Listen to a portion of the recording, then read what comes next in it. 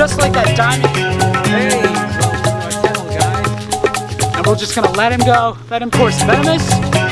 Look at those patterns on his face there.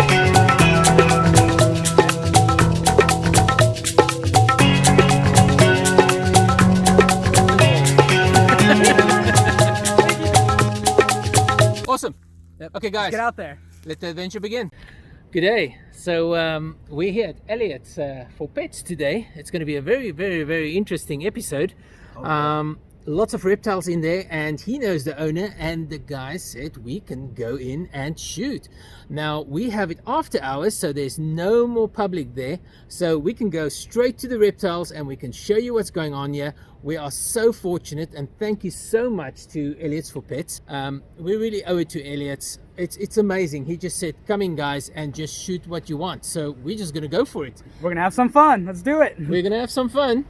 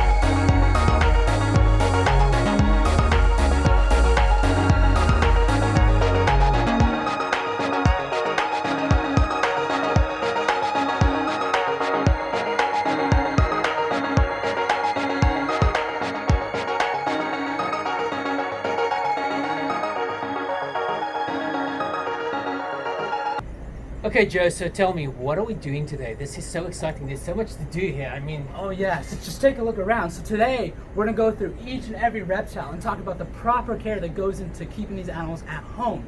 Working at a pet store, you come across a lot of people who don't know the proper care and handling techniques with these animals. So today, that's exactly what we're gonna show you. Let's start with the Kenyan Sand Boa. Let's get him out of here, this little beauty. you need some help there. I got it, buddy. Come here, buddy. Oh. Now check this little worm out. No, well, this isn't a worm. This is actually a snake, a Kenyan Sand Boa. Boas can get really, really big, right? But actually, this guy, he's a little guy, and these guys don't get too big. You get roughly about 2 feet long is their max size, and this guy, he's only about 6 or 7 inches, so he's a little baby. And check out their gnarly looking head there. It's almost like a shovel head. Check that out. And the reason for that is because they're a sand type of boa. They stay in the sand and they have to dig within the sand. As you can see in their enclosure here, lots and lots of sand here. We keep it really thick of sand so that this species of snake can live comfortably with digging into the sand, right? And you see how this coloration almost seems to like blend in there with the sand. It's almost that same orange coloration there. Beautiful, absolutely beautiful. And if you could actually see, look at those eyes. You see how they're almost at the top of their head there? The top of his little head? Now with those eyes, what they'll do is they'll poke their head out. Those eyes at the top of their head, looking for predators and even prey. Almost like a submarine telescope. Absolutely beautiful types of species. And these guys in the wild and actually also in captivity eat and feed on small little mammals. So here at the pet store, we'll feed them pinkies, which are baby mice. And this is probably what this guy will be eating for the rest of his life because they don't get too big. He's really cute. Is he? Almost mistaken for a worm. Another unique thing about their zoology here, their structural biology, is take a look at the coloration. You see how it's darker up top and lighter on the bottom? Almost like a shark. Think of a great white shark and how they have the black coloration on top and the white coloration on the bottom, except they use it for a different reason. Think about where these animals are from. They're from the Sahara, from Africa. It's really hot, really dry and really humid, and the sand, when it's super hot, exceeding 130 degrees temperature, the sand's gonna be really warm. And so, what you're gonna want is a white underbelly. The underbelly is what touches the hot sand. You want it to be white so it doesn't attract that heat. So that's why a lot of snake species will have that white belly. One thing you can do in order to create that heat within their tank is to have a type of light or heating pad. And in this setup here, since we have a lot of different types of reptile species, we keep a light on them. But at home, if you wanted to give them a better habitat, better heat source, what you can do is actually provide a heating pad. And what that does is it creates that heat absorption through the sand. That's where the snake's gonna be. This isn't a boreal species, so you're not gonna find this snake climbing up in trees and stuff like that. So you don't need a top heat source. You need a bottom heat source. That's where the snake is gonna live most of its life. Awesome. Yeah. So Cool. what we can do is go ahead and put him back and live happily within this sand here.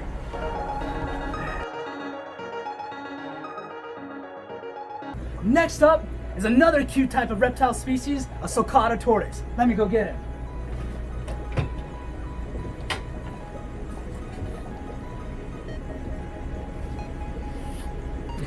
Oh, check Isn't out that just this the little baby. Cutest thing you've ever Yes, seen. just perfectly fits in the palm of my hand. Oh. Is this a male or a female? And actually, we won't be able to tell the sex of this animal because it's too young. Now, in order to tell the sex of tortoises, they need to be mature adult tortoises. And the reason for that is because males will have a curved underbelly. And why do you think that is? Exactly, because of breeding. So females will have a flat body, flat bottom, because they need to be on the ground, and the males, during mating, need to have that curved body so that they can get on top of the female. So they don't actually have that curvature in the shell when they're this young. Within the next couple of years, they will actually develop that curvature. Aren't they just adorable? Check them out. And these guys, these are these tortoises that will get, really, really big, and they'll live really, really old. It's a type of pet that if you buy, you're not just signing up for your entire life, but also your children's entire life. These tortoises can live up to 80 years old. Isn't that insane? That is insane. So what do you feed them? So these guys are completely herbivorous. That means they only eat greens. So in the wild, they eat different types of grasses and shrubs, right?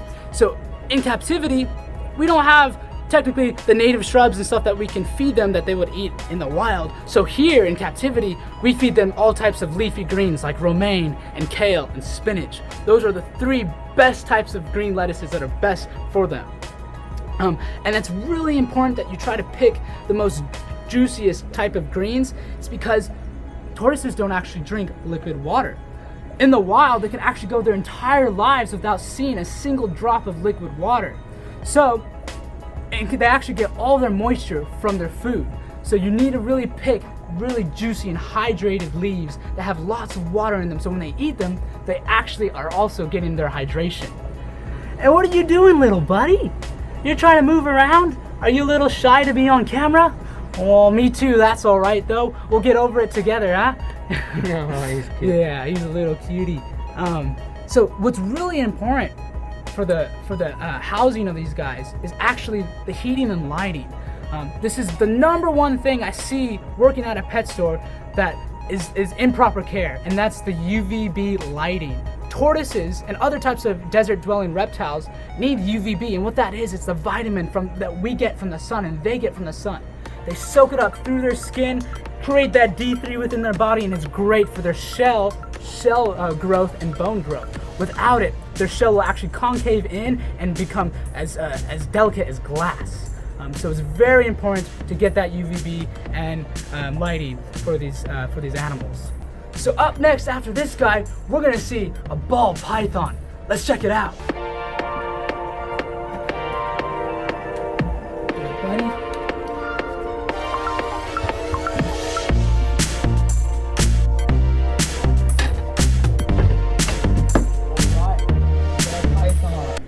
Check this little guy out, a little ball python.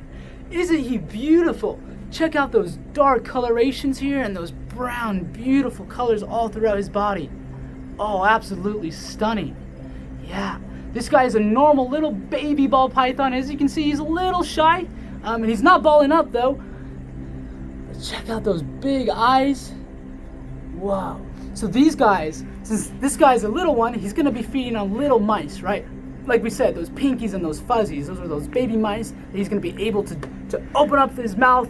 They actually have a second bone here that's gonna unhinge, just like all other types of snakes. It's gonna unhinge, allow their jaw to open up wide and eat full their prey, whole body and everything. And these guys are from the African rainforest, and so when creating their enclosure, it's very important to have that heat and humidity, just like the African rainforest. And though I've never been there, but I will, I know that it's super hot and super humid. So just like in these tanks here, as you can see, this isn't the one we actually have it in, but as you can see, we're using a melamine, this is actually birchwood cage, this wood here, and we have glass sliding doors. And so what's important about that is that it traps in as much heat and as much as humidity as possible to create that rainforest environment. In order to do that, you need a lot of heat. So these guys, these types of snakes are nocturnal, and so they're afraid of light. And so in some enclosures that's recommended to have ball pythons is to have that heating pad, like we talked about the Kenyan Sand Boa. The reason is because if you have a light, even the red or purple lights, that for the longest time reptile handlers thought that snakes couldn't see those type of lights, but we're just finding out that it's just the same as any type of light that's lighting up this room here. And so it's important that if you're trying to create that natural habitat for them, is to have a heating pad source. And in order to create that humid environment for this animal, what you need to do is either have a type of mister or humidifier within the cage. And if you don't have the means of buying that type of technology, what you also can do is just with the regular old spray bottle, is spray down the tank once or twice a day to create that rainforest environment, that hot, humid environment for them. Wow. He's looking at the camera. So this guy's just about a few months old, wow. Just like the other types of reptiles we have here. We have just babies. So he's a little guy, fits in my hand here. And these guys are a constrictor species. And so what they'll do, see how he's coming towards the camera. Oh, he likes the camera. This one's not shy. Hi, mate. And so these are a constrictor species. And so what they do is when they catch their prey, they bite it, wrap around, constrict, squeeze until their mouths can't breathe. Each squeeze, each breath is just, the snake will constrict even more. Oh, sorry, buddy. Constrict even more and squeezing out the last breath until there's no oxygen within the animal. And then what they'll do is they'll unravel, open up their mouth, unhinge that big jaw, and swallow it whole. So these guys don't use venom, they use constriction to kill their prey. Wow, it's crazy. Come here, check this out. We got a black Asian forest scorpion today. Oh, and check out that pincher there. That is full of venom and packed with a hard stinger that's gonna hurt you so much, like a bee sting there.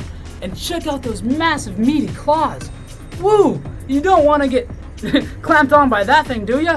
Oh, I tell you what, I don't. These guys are another type of arachnid, just like that Honduran tarantula we just had out here. This is a scorpion. And what they do, those big meaty claws, when they catch their prey, they'll cramp them down right on the ground and sting them repeatedly with that stinger, the end of their tail. And what that venom does is it also will kill their prey, but also the venom goes inside its body and slowly breaks down the organs and tissues, which makes it easier for the scorpion to consume. Check out that classic scorpion pose there. Just like a snake has that classic S position pose ready to strike, this guy is clocked and ready to fire. This guy is locked and loaded here. That's that classic pose. So what they'll do, see how that tail's curled there? That stinger is ready to swing and strike you and inject its venom. And so one thing you can do to know whether a scorpion is super venomous or not, that goes around for most scorpions around the world, is the size of their claw. If a scorpion has huge meaty claws, a lot of times they don't have the most toxic and potent venom. But that doesn't go for all scorpions. But for most scorpions, if they're really small body, really small pinchers, ooh, their stinger is packed and ready to load with very toxic and potent venom. You don't want to get stung by any type of scorpion.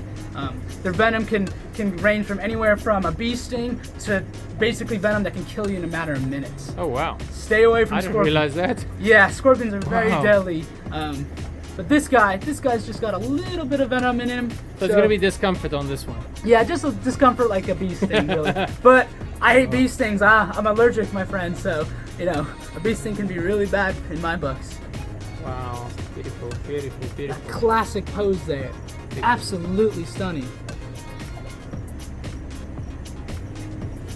And these guys here are, just like other arachnids, insectivorous. So they'll eat insects, and all types of scorpions in the wild will eat even small rodents and mammals, which is crazy to think that they have enough venom to kill and consume these predators and prey.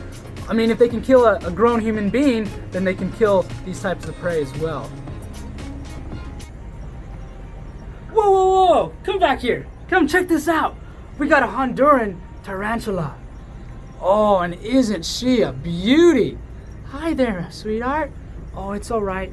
I know I'm talking a little bit too loud. So I'm gonna talk in my little voice for this guy. Now, tarantulas are a very delicate type of animal. As you can see, they don't like a lot of noise. They don't like a lot of light.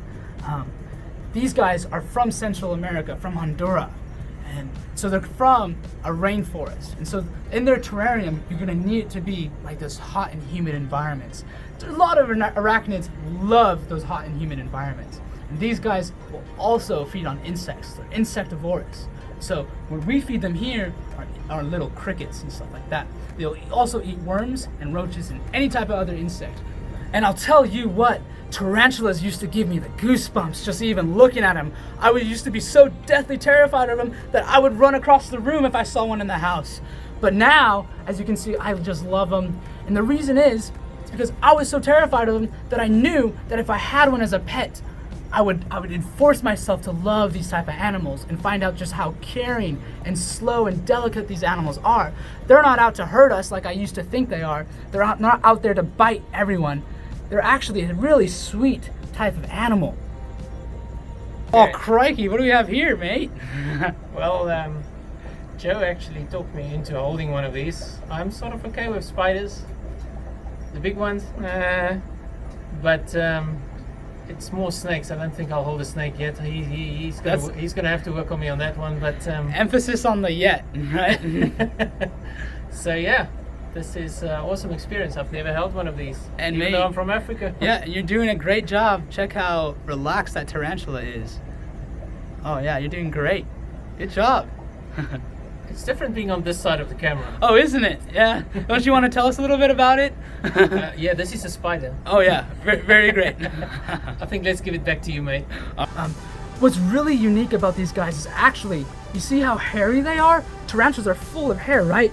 Those hairs are like little tiny spears. And what they'll do is if they see a predator, they'll shoot those spears out of their skin and into the predator's skin. And what it does is it creates a really irritating type of sensation, almost like a bug bite. It really itches and it just irritates the skin. And if they're lucky enough, they'll get into the predator's eyes, and that really, I'll tell you what, you don't want those spikes in your eyes. Okay guys, this was really exciting. I mean, there's so much more actually that we can see, but it's time to go now. Thank you so much to Elliot's. I mean, Elliot's for Pets is just amazing. Just off Brockton, is it Brockton Avenue? Brockton Avenue, yep. Close to downtown Riverside, Brockton Avenue. Come check them out. Amazing stuff. I mean, just look at that. Just look at it. All the supplies, everything you need for your animals, they've got it here. We just have to give them a shout out. I mean, this is just awesome that we can come and shoot so much here. And then Joe said that the most vicious animal is right behind him, and I'm standing with my back towards it. You don't want to muck with this baby. Let's check it out. Yeah. Oh, this here. Oh, check out this one. It's a bunny. This here is Mama, our store pet, and she's been with us for about 5 or 6 years now, huh, Mama? And the best of all is my wife and kids. There's a little offspring that's family to this one. We call her Roxy. She's a little mischievous. She digs holes all over the garden. But she comes from Mama, so we thought we have to end this off with Mama. I mean, Mama really is the #1 attraction here at Elliot's for Pets. So come stop on by. She loves your pets. She really loves the butt scrubs here too. Oh, don't you, Mama? Yeah, she's such a good girl. stay safe, guys. Oh yeah, take it easy. Take it easy. See you next time.